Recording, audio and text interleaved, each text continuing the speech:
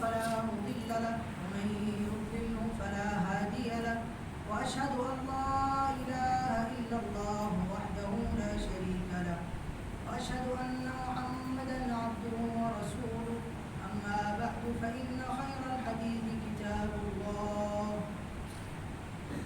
وخير الهدي هدي محمد صلى الله عليه وسلم وشر الأمور محدثاتها وكل محدثة بدعة وكل بدعة ضلالة وكل ضلالة في النار. قال الله تبارك وتعالى في كلامه المجيد: أعوذ بالله من الشيطان الرجيم بسم الله الرحمن الرحيم قاف والقرآن المجيد بل عجبوا أن جاءهم منذر منهم فقال الكافرون هذا شيء عجيب أإذا متنا وكنا ترابا ذلك رجع بعيد قد علمنا ما تنقص الأرض منهم وعندنا كتاب حفيظ بل كذبوا بالحق لما جاءهم فهم في أمر مريج أفلم ينظروا إلى السماء فوقهم كيف بنيناها وزيناها وما لها من فروج والأرض مددناها وألقينا فيها رواسي وأنبتنا فيها من كل زوج بهيج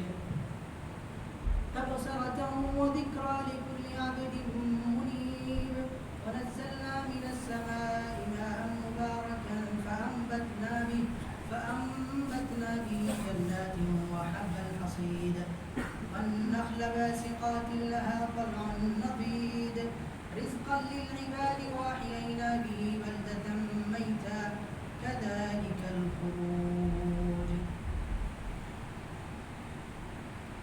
قال الله تبارك وتعالى في كلامه المجيد: أعوذ بالله من الشيطان الرجيم بسم الله الرحمن الرحيم شهر رمضان الذي أنزل فيه القرآن. وقال النبي صلى الله عليه وسلم: نضر الله امرأ سمع مقالتي فحفظها ووعاها وأداها كما سمعها. محترم حاضرین جمعہ، ہر قسم کی تعریف و توصیف کی بیائی بڑائی اور بزرگی اللہ عز و جل کے لیے لائق و زیبا اور سزاوار ہے.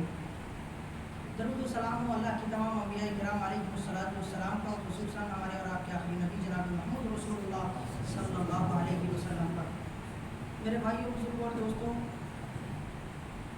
تمام ہی مسلمانوں کو، تمام ہی مسلیان کو رمضان المبارک کے پانے کی بہت بہت مبارکبادیں، اور اللہ رب العالمین کا فضل ہے انشاءاللہ بإذن اللہ عز و جل آپ کو اس بات کی بھی مبارکباد کہ اللہ عز و جل نے آپ کو آخری عشرے سے نوازا. میرے بھائیوں، جس عشرے میں ہم داخل ہونے جا رہے ہیں یہ رمضان المبارک کا آخری عشرہ ہے، اور یہ عشرہ رمضان المبارک کے جو ایام گزر چکے ہیں ان ایام سے زیادہ فضیلت رکھتا ہے. اس عشرے کی فضیلت کے لیے یہ بات کافی ہے کہ اللہ رب العالمین نے اس عشرے کے اندر ایک ایسی رات رکھی ہے جو اس عشرے کی سب سے افضل رات ہے. بلکہ اگر یہ کہا جائے کہ صرف اس عشرے کی نہیں بلکہ اس مہینے کی سب سے افضل رات ہے، اور یہ کہا جائے کہ اس مہینے ہی کی نہیں بلکہ اس سال کی سب سے افضل رات ہے. میرے بھائیوں، وہ رات لیلۃ القدر ہے. جیسے اللہ رب العالمین نے سال کے ایام میں ذی الحجہ کے 10 دنوں کو اختیار کیا، ایسے سال کی راتوں میں اللہ رب العالمین نے رمضان المبارک کی آخری 10 راتوں کو اختیار کیا.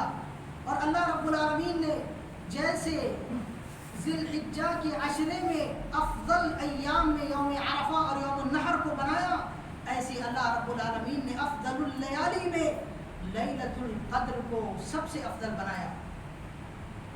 اللہ رب العالمین نے اس لیلۃ القدر کے بارے میں فرمایا: انا انزلناہ فی لیلۃ القدر وما ادراک ما لیلۃ القدر.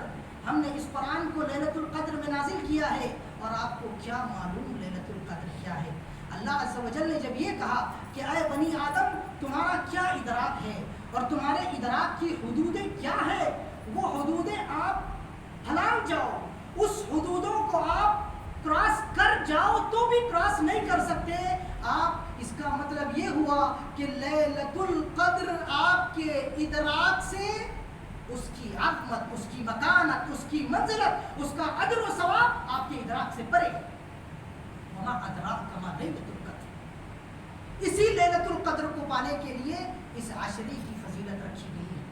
میرے بھائیوں، اس عشرے کی فضیلت کے لیے یہ بات بھی کافی ہے کہ اللہ عز و جل نے اسی عشرے کے اندر اپنے قرآن مقدس کو نازل فرمایا۔ اللہ رب العالمین فرماتا ہے انا انزلناہ فی لیلۃ مبارکۃ انا کنا منذرین، بلا شک ہم نے لیلہ مبارکہ میں قرآن کریم کو نازل کیا ہے۔ ابھی میں نے آیت پڑھی تھی انا انزلناہ فی لیلۃ القدر وما ادراک ما لیلۃ القدر، ایسے ہی اللہ رب العالمین نے فرمایا شہر رمضان الذی انزل فیہ القرآن، اور میرے بھائیوں اللہ رب العالمین نے اس کو لیلۃ القدر قرار دیا تو اس کے لیلۃ القدر قرار دیے جانے کی کئی وجوہات ہیں، ان میں سے ایک وجہ تو یہ ہے کہ اس میں تقدیر کے فیصلے ہوتے ہیں۔ تقدیر ایک حولی اور سنوی ہوتی ہے، ایک تقدیر یومی ہوتی ہے، ایک تقدیر عام ہوتی ہے۔ اللہ رب العالمین حولی اور سنوی تقدیر کا اس رات کے اندر فیصلہ فرماتا ہے، اسی لیے اسے لیلۃ القدر کہا گیا۔ لیلۃ القدر اسے اس کی مکانت کی وجہ سے، اس کی منزلت کی وجہ سے، اس کی عظمت و فضیلت کی وجہ سے بھی کہا گیا۔ اللہ رب العالمین نے اسے 1000 مہینوں کی راتوں کے برابر قرار دیا۔ بلا شک یہ اللہ کے نزدیک اس کے مقام کو بتاتی ہے، اسی لیے اس کو لیلۃ القدر کہا گیا۔ اس کو لیلۃ القدر اس وجہ سے بھی کہا گیا کہ اس میں پوری روئے زمین اللہ کے فرشتوں کے وجود سے تنگ ہو جاتی ہے، اللہ کی رحمت کے کثرت نزول سے تنگ ہو جاتی ہے، اسی لیے اس کو لیلۃ القدر کہا گیا۔ اس کو لیلۃ القدر اس وجہ سے بھی کہا گیا کہ اللہ رب العالمین نے اس میں میرے بھائیوں بزرگوں اور دوستوں یعنی انسانوں کی عمر میں اضافہ فرمایا۔ مومنوں کو اللہ رب العالمین نے یعنی امت محمدیہ صلی اللہ علیہ وسلم کے مومنوں کو اللہ رب العالمین نے اس رات کے ذریعے افضلیت عطا فرمائی دیگر امتوں کے لوگوں پر، اور اس رات کے ذریعے امت محمدیہ صلی اللہ علیہ وسلم کی عمر میں اضافہ فرمایا۔ میرے بھائیو بزرگوں اور دوستوں، بہرحال اس رات کی فضیلت کے لیے یہ بات بھی کافی ہے کہ اس رات کے اندر اللہ رب العالمین نے بہت سارے اچھے اچھے کام رکھے ہیں۔ اس رات نہیں بلکہ میں کہہ رہا ہوں اس عشرے کی فضیلت کے لیے۔ تو میرے بھائیوں، ہم اس عشرے کے اندر داخل ہو رہے ہیں، ہماری یہ ذمہ داری بنتی ہے کہ اس عشرے کے اندر داخل ہونے سے پہلے اس عشرے کے اندر اللہ رب العالمین نے جو کاموں کو، جن کاموں کو مشروع قرار دیا ہے، ہم ان کاموں کو جانیں، تاکہ میرے بھائیوں ہم ان کاموں کو ادا کر کے نہ صرف لیلۃ القدر سے فائز المرام ہو جائیں بلکہ اللہ عز و جل کی مغفرت بھی حاصل کریں۔ میرے بھائیوں، موقع بڑا اچھا ہے۔ دیکھیں، آپ کو مبارک ہو شیاطین کا بند کیا جانا، آپ کو مبارک ہو رحمتوں کے ابواب کا کھول دیا جانا، آپ کو مبارک ہو اللہ رب العالمین کی توبہ اور مغفرت کے دروازوں کا کھول دیا جانا، آپ کو مبارک ہو آسمانوں کے دروازوں کا کھول دیا جانا، آپ کو مبارک ہو اللہ کی جنتوں اور جنت الفردوس کے دروازوں کا کھول دیا جانا، جنت کو آپ کے لیے سجایا جانا ان راتوں میں، آپ کو مبارک ہو۔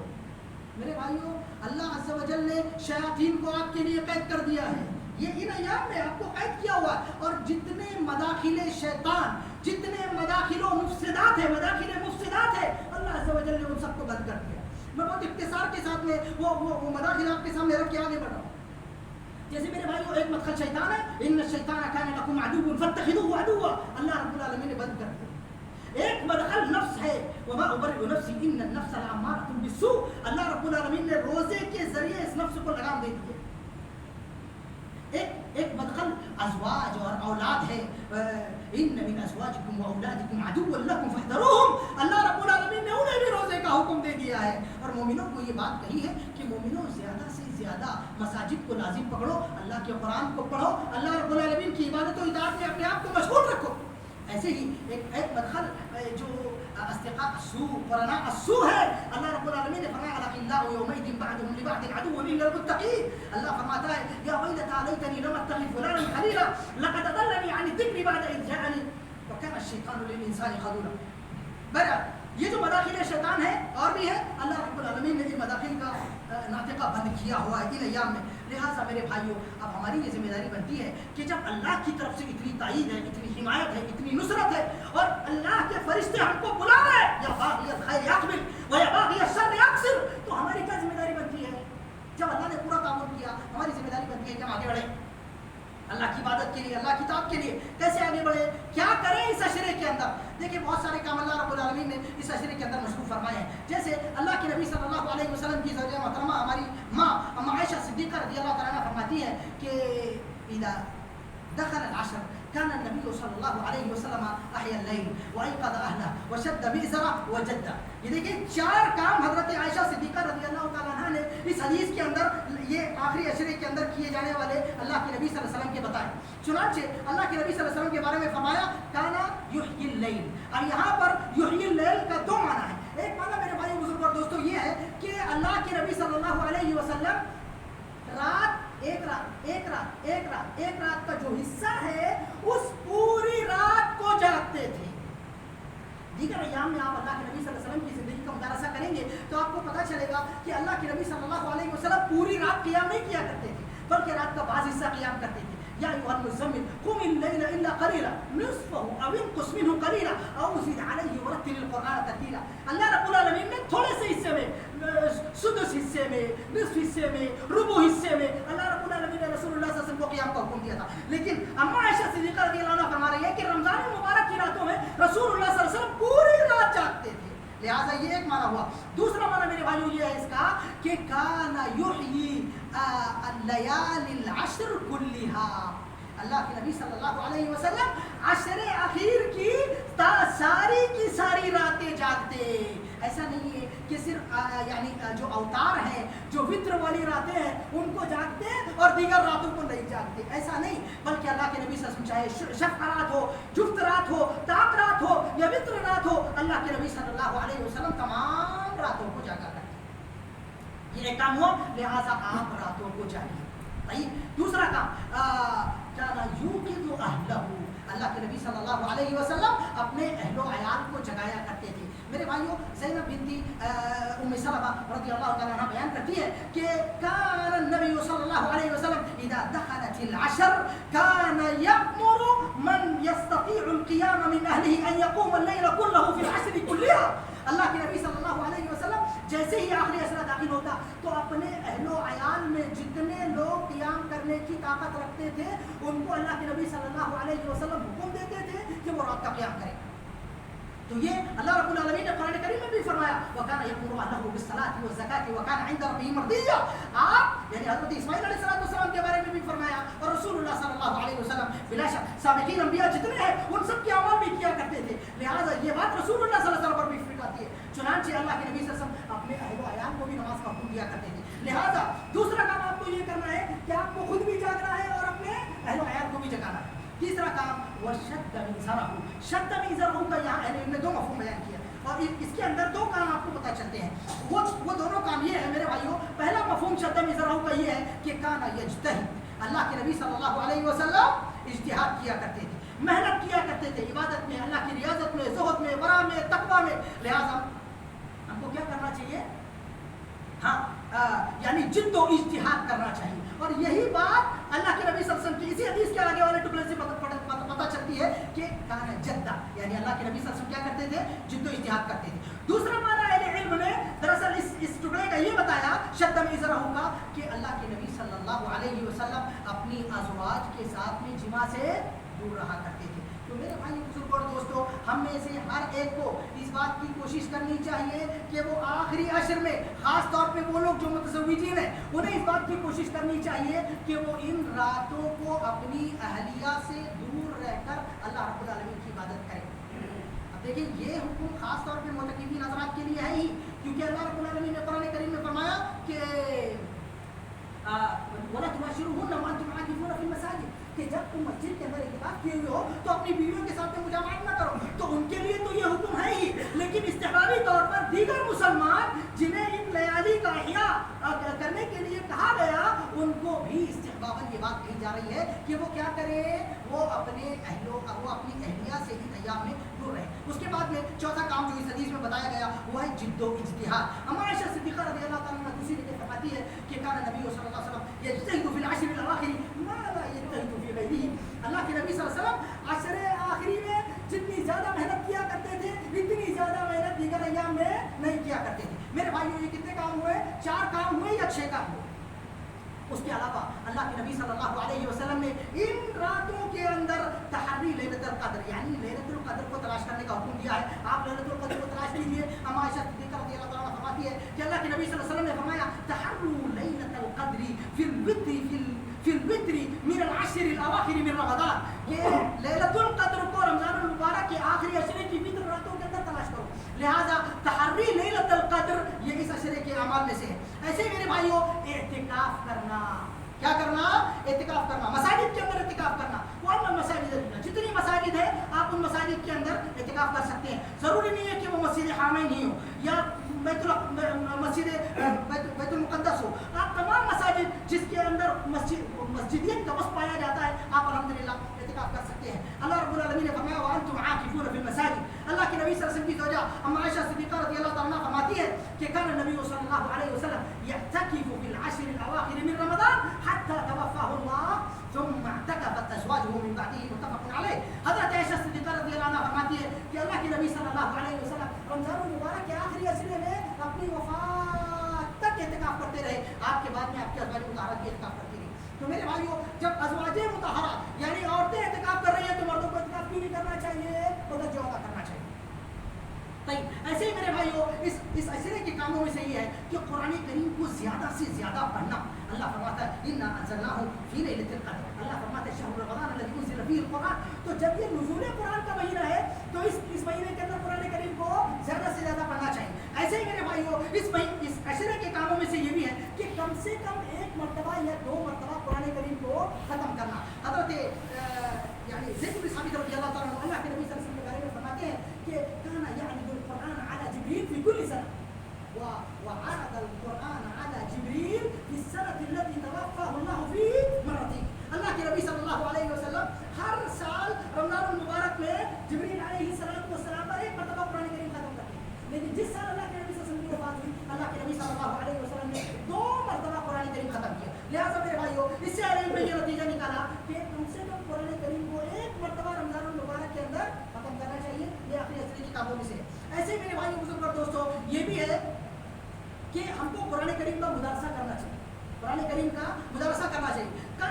یعنی حضرت ابن عباس رضی اللہ عنہ فرماتے ہیں کہ کان النبی صلی اللہ علیہ وسلم یعنی کان جبریل یأتی النبی صلی اللہ علیہ وسلم ویدرسہ القرآن۔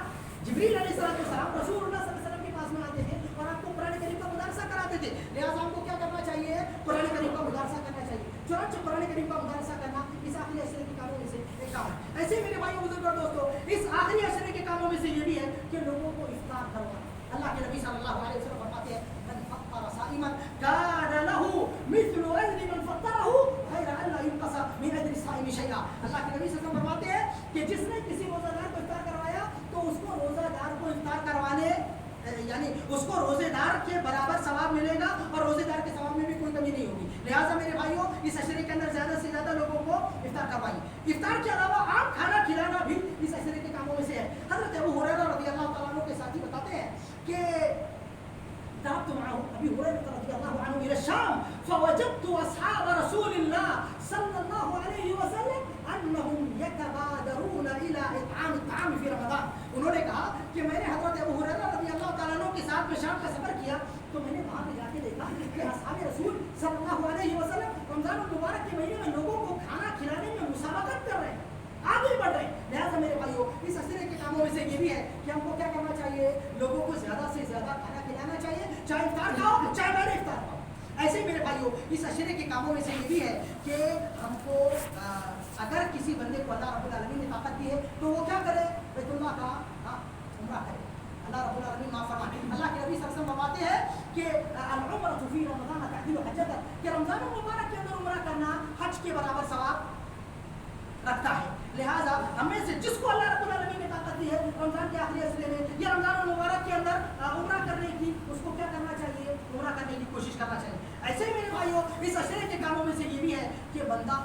کے راستے میں غزوہ کرے.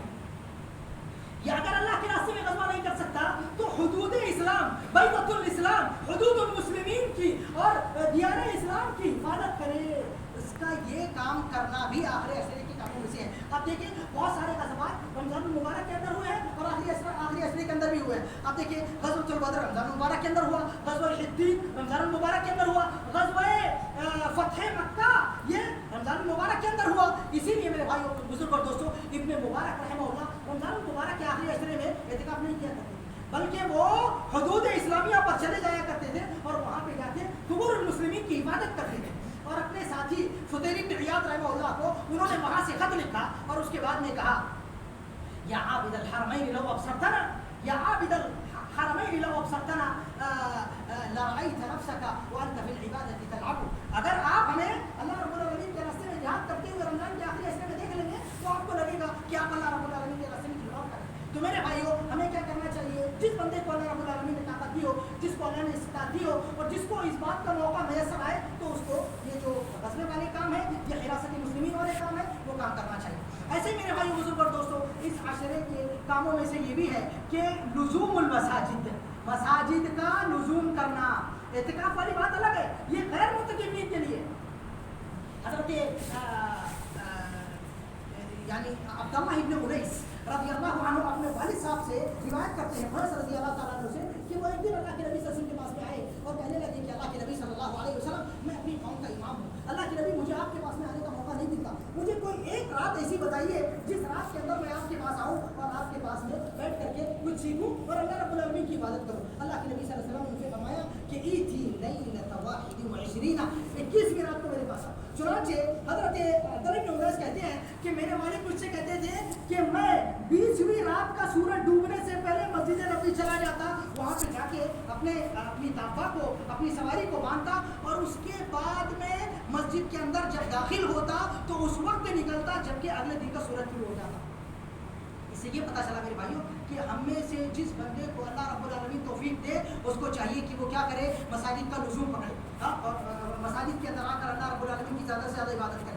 ایسے ہی میرے بھائیوں اس عشرے کی کاموں میں سے یہ بھی ہے کہ ہم زیادہ سے زیادہ اللہ رب العالمین کا ذکر کریں، اللہ رب العالمین کی تکبیریں بیان کریں، اللہ رب العالمین کو جتنا ہو سکے یاد کریں. اللہ رب العالمین قرآن کریم میں فرماتا ہے وَلِتُكْمِلُوا الْعِدَّةَ وَلِتُكَبِّرُوا اللَّهَ عَلَىٰ مَا هَدَاكُمْ وَلَعَلَّكُمْ تَشْكُرُونَ. تو اللہ کے نبی صلی اللہ علیہ وسلم سے پوچھا بھی گیا ایُّ الصَّائِمِینَ أَفْضَلُ، تو اللہ کے نبی صلی اللہ علیہ وسلم نے فرمایا أَكْثَرُهُمْ لِلَّهِ عَزَّ وَجَلَّ ذِكْرًا. لہٰذا آپ اللہ رب العالمین کا زیادہ سے زیادہ ذکر کیجیے اس عشرے کے اندر. اگر آپ اس عشرے کی فضیلت کو پانا چاہتے ہیں، اس عشرے کے کاموں میں سے یہ بھی ہے کہ آپ کیا کریں، آپ اللہم انک عفو تحب العفو فاعف عنی پڑھتے رہے. حضرت عائشہ صدیقہ رضی اللہ تعالیٰ نے پوچھا اللہ کے نبی صلی اللہ علیہ وسلم اگر میں لیلۃ القدر کو پالوں تو کیا پڑھوں؟ اللہ کے نبی صلی اللہ علیہ وسلم نے فرمایا کہ جب لیلۃ القدر کو پاؤ تو پڑھو اللہم انک عفو تحب العفو فاعف عنی. لہٰذا میرے بھائیوں زیادہ سے زیادہ توبہ استغفار کرنا چاہیے. ایسے ہی اس عشرے کے کاموں میں سے یہ بھی ہے کہ ہم کو اللہ سے زیادہ دعا کرنا چاہیے.